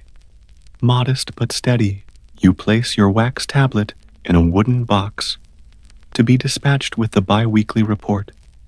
As you prepare your simple supper, bread dipped in olive oil and a small portion of olives, you reflect on the symbiotic relationship between diligence and the empire's endurance. Before sleep claims you, one question lingers. If a single day's attention can sustain the lifeline of an empire, what cumulative effect does the daily care of countless custodians have on the world's unfolding? You rise before dawn's first light, long before the chant of matins echoes through the cloisters. The monastery lies silent, its stone walls cool and damp with night's condensation. You are Brother Aldemar, a lay brother tasked with the monastery's most humble yet essential duty, laundering the habits and linens of 60 monks, along with the robes of visiting dignitaries and the tapestries that hang in the chapter house. Though the work is mundane and often malodorous, it sustains the rhythm of monastic life. Clean habits at sunrise, fresh corporals for each mass, spotless altar cloths to honor the divine office, and crisp sheets to wrap the sick and dying in charity. Your day begins in the northeast wing, where a small window in the laundry hall admits a sliver of pale sky. You step onto 2 worn planks leading across shallow channels known as fulling pools, stone basins filled with soft water piped in from the mountain spring. At your feet, frogs croak and water beetles skim the surface. A low fire crackles in the hearth's stone basin, heating vats of lye-infused water for the morning's soaks. You check the wood supply. Oak and beech logs, split and stacked in neat rows, enough to feed the fire until mid-morning. First, you gather the night's laundry from 2 sources, the infirmary and the dormitories. From the infirmary, you collect the simple tunics and underlinen of the ailing brothers. These garments often bear the traces of fevered sweats, ritual oils, and medicinal salves. You lug a wicker basket lifted with both hands and set it beside the hearth. From the dormitory corridor, you retrieve the brown habits and scapulars of the community. Each habit is a substantial woolen tunic cut in the austere style decreed by the rule of Saint Benedict. Rounded neckline, wide sleeves, and full skirt. Beneath a stack of 6 habits, you find the stole and dalmatic of the sub-prior, embroidered with the lamb and cross for liturgical use. You handle each garment gently, aware that a torn seam or scorched edge could disrupt the chapel's morning offices. With your baskets full, you stride to the tagging station. Here, wooden pegs numbered 1 through 60 hang on a rack, each corresponding to a brother's habit. You unfasten the small leather tags sewn into the shoulder seams, initialed in flickering candlelight, and match them to pins bearing the same number. The tagging process is critical.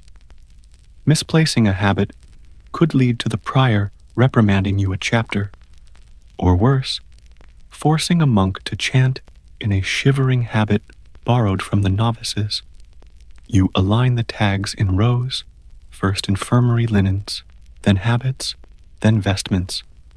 The arrangement forms a visual laundry list of garments awaiting cleansing. Next comes the fulling process. Taking one habit at a time, you dip each garment in the first pool of lye water. The lye, made from burning beech ash and mixing the resulting lye solution with spring water, strips oil, sweat, and grime from the heavy wool. You pause at habit 34, belonging to Brother Cuthbert, whose gentle nature belies a tendency to oversleep. His habit bears a stubborn stain on the elbow, dark as the ink used in the scriptorium. You scrub it with a stiff brush, fashioned from boar bristles, angling your wrist until the stain begins to lighten. A bead of sweat drips from your brow, both from exertion and the heat rising from the vats. Once each habit has soaked for half an hour, you transfer it to the pounding block. This ancient contraption comprises a smooth timber beam suspended horizontally by ropes. Beneath it lies a trough fitted with a wooden mallet attached by a hinged joint. You grasp the mallet's handle and pound the habit rhythmically against the beam, releasing soap-laden water and softening the wool's fibers. With each thwack, the water sloshes in the trough, carrying away particles of dirt and lanolin. You count the strikes, 60 for each habit, a number dictated by custom and tuned to achieve optimal cleanliness without damaging the weave. By mid-morning, the pile of pounded garments grows high. You ladle out the muddy water and light fresh logs under the hearth, moving vessels of rinsing water closer.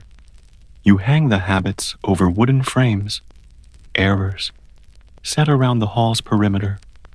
The errors are shaped like inverted letter T's, carved from local oak and engraved with Benedictine symbols. The raven, the ladder, and the phrase, ora et labora. You drape each habit evenly, ensuring no part touches the stone floor, where dampness could encourage mildew. The hall's high ceiling and open windows provide gentle drafts, and you trust the habits will dry by afternoon. While the habits hang, you turn your attention to finer linens, altar cloths, corporal cloths, and the sub-prior's stole. These pieces require delicate handling. You fill a shallow wooden tub with cold spring water and a handful of soft soap rendered from olive oil. The soap is expensive, imported by the abbey's merchants from the Mediterranean, so you use it sparingly. You kneel beside the tub, submerging the white linen double corporal worn during benediction. You press the fabric gently, coaxing stains of wine and incense away without wrinkling the fine weave. Once clean, you lay the linen flat on a wooden rack cushioned with straw, ready for irons heated on the hearth. By noon, the infirmary's tunics and underlinen have settled in another vat of lukewarm water mixed with crushed soapwort leaves, whose saponin compounds produce a frothy lather. You stir the mixture with a wooden paddle, then test the water's temperature against the inside of your elbow. Warm but not scalding, you immerse each piece, then scrub areas of dried poultice or herbal ointment. You finish with a swift rinse in cool water, then wring the linens gently and hang them on a separate error near the hearth to dry more thoroughly. Work at the hearth demands caution. Wet garments draped too close can catch embers. Damp air and rising steam can fog lenses for the scriptorium monks studying texts overhead. You manage the fire carefully, adjusting flues to ensure steady smoke evacuation through the rafters. Sparks occasionally drift down, and you swat them with a leather fly whisk, mindful of the wooden beams that could ignite with one stray ember. While the habits and linens dry, you inspect the tapestry panels stored for cleaning. 6 large hangings depicting episodes from St. Benedict's life. Though you're not their primary cleaner, they belong to a specialized team. You note the dust motes settling on their woolen surfaces. You mark their frames for the upcoming quarterly cleaning so that no tapestry remains uninspected for too long. Maintenance of these sacred images ensures that the chapter house gleams in sunlight during solemn gatherings. As you tend to the tapestry frames, Brother Oswin, the novice master, appears at the hall's archway. He carries Doge's ledger, a parchment roving across the abbot's office and the cellars, listing today's guest roster for hospitality. 2 abbots from neighboring houses, a Franciscan friar on pilgrimage, and the bishop's steward are expected at vespers. Their surplices, hooded cloaks, and table linens await laundering and pressing. You nod and set aside 4 linen tablecloths, rolling them for pressing later, and retrieve a spare press sheet used to protect fine cloth from direct heat. By mid-afternoon, the air is thick with steam, and the scent of wet wool mingles with pipe smoke, drifting in from the guest wing. You return to the altar linens, now nearly dry. You lift each cloth from its rack, brush off stray threads, then carry it to a flat stone slab warmed by coals below. You place the linen atop a press sheet and cover it with a second sheet, then set the flat iron, heated in the glowing embers, on top. The iron's metal hisses as the heat meets moisture, and you glide it slowly, working across the cloth in the long strokes. The linen emerges crisp and gleaming, fit to bear the Eucharistic elements. As Vespers approaches, you gather the freshly pressed linens and vestments into a wicker basket lined with linen. You check your tagging rack. 16 garments remain. 6 habits, 4 tunics, 3 altar cloths, 2 surplices, and 1 tapestry panel, marked for dusting. You tally them in your mind against the morning's list, ensuring nothing is overlooked. Each item bears the abbot's seal, a simple 3-barred cross impression on a small lead token pinned to the tag. These seals guarantee that garments are returned to their rightful owners without confusion. Finally, you retrieve the last habits from the errors and fold them with care, sliding them back into their numbered cloth chests. You replace the tags on the wooden pegs, then close the hall's heavy doors behind you. Light from candles and lanterns now beckons you toward the refectory corridor, where the dusk air carries the monks' collective chant. You pause at the archway to inhale the mingled scents of wine, bread, and rosemary stew, a reminder that your labors underpin the community's nourishment, both physical and spiritual. As you lock the laundry hall, you reflect on the cycle you have sustained: washing, pounding, drying, pressing, and returning. Your hands are raw and stained by lye. Your lungs carry the scent of wet wool. Yet you know that without your daily toil, the brothers would stand before the altar in filth-soaked habits and wrinkled linens, a disruption of the monastery's harmony. In these hidden labors lies the bedrock of devotion, the quiet service that allows the community to focus on prayer and contemplation. And still, questions whisper at the edges of your mind.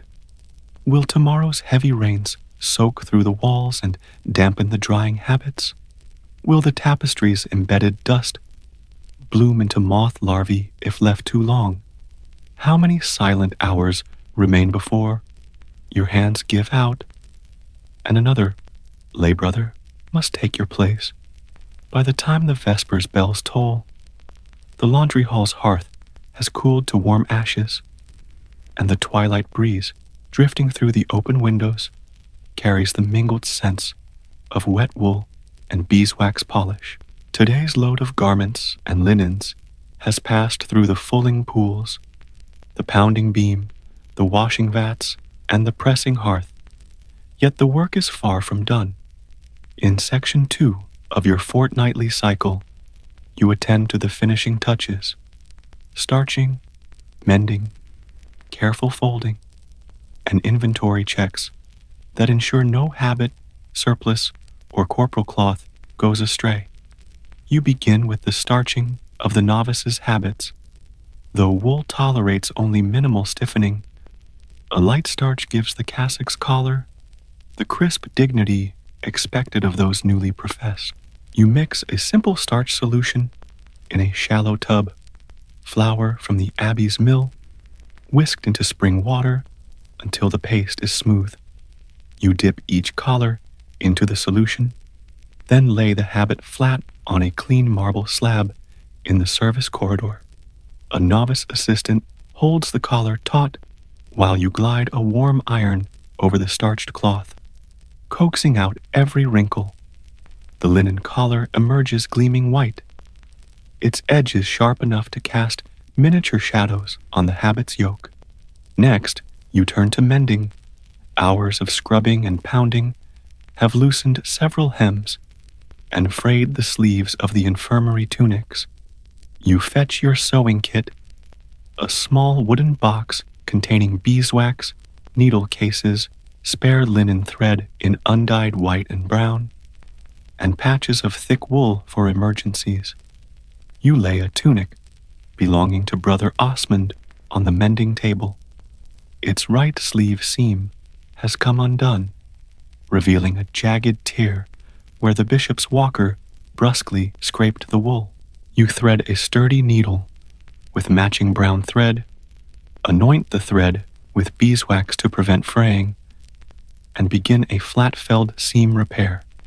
Each stitch pulls the wool tightly together, keeping the seam smooth on the inside so that it will not chafe the brother's skin.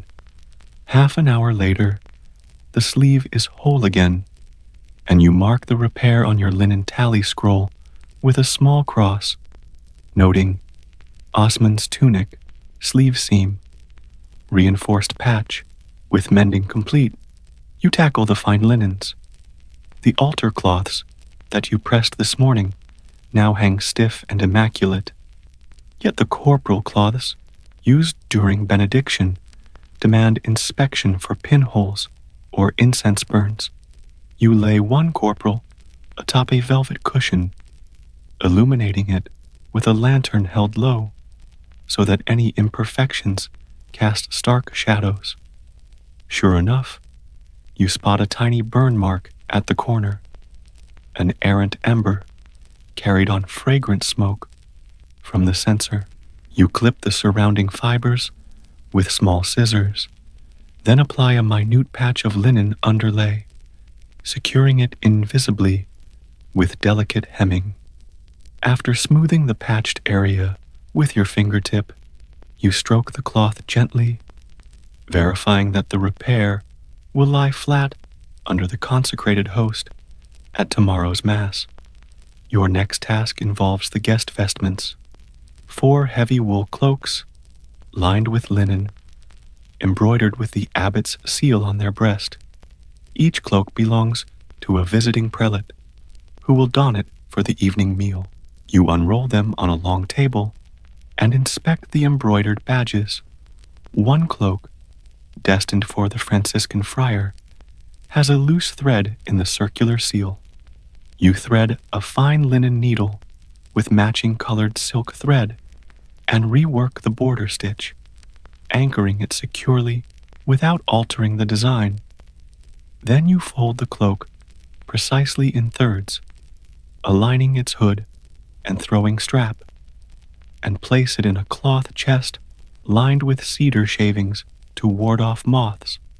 At this point, you pause to refill the hearth's water cistern. The laundry hall's lye vats and rinsing tubs draw heavily on the spring-fed reservoir. Without replenishment, tomorrow's early soak cycle would be compromised. You lead a novice to the cistern's stone spout outside the northeast wing and open the sluice gate, letting fresh water flood the cistern beneath the laundry floor.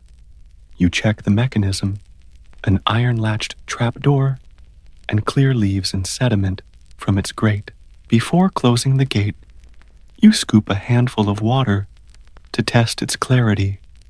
A slight murk indicates that the upstream sluice near the herb garden must be cleaned at dawn. Returning inside, you lay out the remaining habits that have dried overnight. They hang limply, like specters on their oak errors. But now, it is your charge to fold each with monastic precision and return them to the brothers' chests. Habit 12. Brother Leofric's bears only a single linen tag. Yet Leofric was changed yesterday in the infirmary and must receive his habit before Compline. You fold the habit's hem inward, roll its sleeves across the torso, and fold the scapular back over the shoulders, creating a neat rectangle. You slip it into the cloth chest marked 12 and pin the corresponding wooden peg tag to the front. By dusk, the laundry hall is a symphony of final duties. The clink of iron tools, the rustle of fabric, the soft scratch of quill on parchment as you update the ledger. You cross-reference today's mending notations, starch usage, and water draw volumes against last week's entries to detect trends. Rising lye consumption might signal overly greasy habits that need preliminary brushing before fulling. Increasing mending requests could suggest that wool suppliers have delivered coarser, more brittle cloth. This data feeds into the Abbott's quarterly report on Abbey expenditures, and you take pride in presenting tidy figures. Before you extinguish the lanterns, you make your final inspection of the tapestry panels. Though their formal cleaning lies weeks ahead, you wipe away surface dust with a soft cotton cloth, careful not to disturb the wool pile. You note a faint discoloration on the St. Benedict scene, likely soot from the hearth, yet you lack the means to clean it without risking damage. You mark it in your notebook. Tapestry. 4. Spot cleaning advisable prior to quarterly wash. This annotation ensures that no sacred image goes unchecked for months on end. With the hall now deserted, you gather your personal tools, the beeswax-tipped needle, the tiny scissoring shears, and the quill you've used for ledger notes. You slide them into the recess of your leather belt sheath and close the hall's heavy oak doors. Twilight filtering through iron-barred windows lends a purplish hue to the stone floor, and the distant chant of Compline swells through the corridors. As you lock the outer door, you pause, hands on the latch, and reflect on the hidden labor that sustains the monastic rhythm. Each habit you've laundered will cloak a brother in the humility and unity demanded by the rule. Every linen cloth you've pressed will frame the Eucharist in quiet reverence. Every mended seam and patched burn will prevent distraction or discomfort from disrupting prayer. Yet as you step away, one question lingers. In this endless cycle of washing, pounding, starching, and mending, where does the laundry story end? And where does your own devotion begin? Late afternoon sun filters through the high barred windows of the laundry hall, warming the stone floor and casting lattice-shaped shadows across rows of oak errors. The final tasks of the day await. finishing touches that transform rough-washed garments into crisp habits, ready to clothe monks tomorrow at first light. As Brother Aldemar, you have overseen every stage, from fulling pools to pressing hearths, and now your work must ensure that each habit, linen, and tapestry emerges not only clean, but whole, dignified, and fit for its sacred purpose. The final rinse and folding. First, you gather the linen garments, altar cloths, corporal cloths, surplices, and infirmary tunics that have dried near the hearth's residual warmth. Though their fibers feel cool to the touch, any remaining soap or lye residue could irritate skin or burn delicate embroidery. You carry each piece to the rinsing trough, where clear spring water flows continuously. You dip, swish, and lift, watching the water turn from clouded gray back to crystal clarity. Each item emerges fresher, the fabrics weave restored to its natural softness, with linens rinsed and hung briefly to drip. You turn to the wool habits, now hanging on the errors. You inspect them one by one, ensuring no stray spots of soap or remnants of mildew remain. The habits have dried evenly, thanks to the hall's cross-ventilation, yet a few spots, underarms or elbows, tend to retain more moisture and may show faint discoloration. Using a soft, dry brush, you work these areas gently, loosening any residual lint or surface dust. Then, pressing the palms of your hands flat against the wool, you smooth each garment's overall surface, bringing the nap into gentle uniformity. Folding the habits follows a precise ritual handed down by generations of laundry brothers.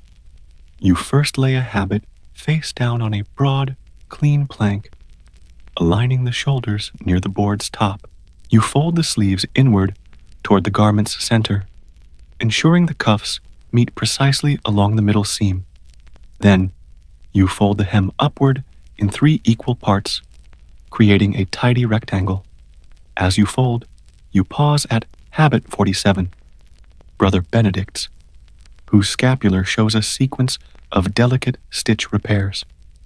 You take an extra moment to smooth the patched areas, confirming the wool lies flush without puckering. Finally, you tie each folded habit with a thin linen cord, securing it for storage and transport. Habit by habit, you return folded garments to their numbered cloth chests, pinning the matching peg tag on the chest's front. The silence of the hall amplifies the soft thud of wood and fabric as you close each lid. Soon, all 60 habits have found their places, and a sense of completion settles over you. The press and polish of sacred linens. Next, you tend the altar linens and corporal cloths, which hang ready on a separate rack. Each piece is still slightly damp from its final rinse, so you carry it, one at a time, to the pressing hearth's stone slab, warmed by lingering embers. You place a starch-dampened press sheet beneath the fabric and cover it with another sheet. Then apply the flat iron in measured strokes. The smell of heated linen mingles with smoke as the iron glides, pulling out minor wrinkles and leaving a faint sheen on the cloth. At the corner of one corporal cloth, you notice the patch you applied in section 2, an incised circle, now nearly invisible beneath the fiber's smooth surface. You press firmly around the area to ensure the patch bonds fully. As you lift the cloth, its pristine whiteness seems almost luminous in the firelight. You lay it across a wooden bar to cool and finish drying, then neatly fold it and place it atop the pew in the chapter house, where sacristans will retrieve it for matins. The altar frontal, a wider cloth embroidered with gold thread, requires extra care. You consult your ledger for the proper number of pressing strokes. 80 you have recorded and set to work. Each pass of the iron must avoid flattening the metallic embroidery, so you use the iron's blunt edge rather than its flat face. The gold threads hum softly under heat, and you step back to admire how the embroidery now gleams like a beacon against the cloth's white expanse, ensuring continuity, inventory, and reporting. With all garments cleaned, mended, pressed, and stored, you return to your desk by the hall's east window. A single candle flickers beside your ledger, where you record today's final figures. Habits laundered and folded, 60 altar linens pressed and stored, 12 infirmary tunics washed and mended, 8 guest vestments prepared, 4 patch repairs completed, 17 queuing tapestry panels flagged for quarterly cleaning. 6. You note the precise amounts of soap, lye, and starch used, along with the volume of water drawn from the cistern. These details feed into the abbot's monthly account, ensuring that the monastery's resources are managed responsibly. In the margin, you add a brief annotation, recommend sourcing additional soapwort, and repairing the north cistern sluice at dawn. Your meticulous records mirror the order you bring to every laundry task, reinforcing the abbey's spirit of ora et labora, prayer and work. Reflections on hidden service. As you extinguish the candle and prepare to leave the hall, you pause in its center, surrounded by rows of empty errors and closed chests. The hall, once bustling with scrubbed garments and echoing with the pound of the fulling block, now stands silent and orderly. Your hands, stiff from hours of washing and mending, rest lightly at your sides, carrying the ache of devotion. You think of the brothers who will don these habits at dawn, the prior's crisp scapular signaling his authority, the novice's starched collar marking his entry into monastic life, the infirm monk sliding into a freshly laundered tunic that may soothe his fevered body. Each habit, linen cloth, and vestment carries not only your labor, but your care, for through these garments, the community's prayer and ritual unfold with dignity. Beyond the monastery walls, you wonder how many similar halls lie hidden in abbeys across the Christian world, each stewarded by a dedicated brother to ensure that sacred routines proceed without interruption. The continuity of monastic life, you realize, rests as much on cleanliness and repair as on chanting and contemplation. An open-ended question, locking the last chest and securing the heavy hall door, you step out into the cool evening air. Lantern light spills onto the cloister's flagstones, where shadows dance in the flicker. The monks' chants resonate faintly, an affirmation that your hidden labors sustain their spiritual endeavors. Standing in the quiet cloister, you ponder if the beauty and order of monastic worship depend so deeply on the unseen hands that cleanse, mend, and press. How many vital acts of service throughout history have gone unrecorded, yet shaped communities, temples, and entire cultures by their faithful toil. And so, our scribe lays down the final scroll, seals it with hidden hands, and returns to their simple reed mat, knowing that unseen words carry the weight of nations. Which moment lingered in your mind?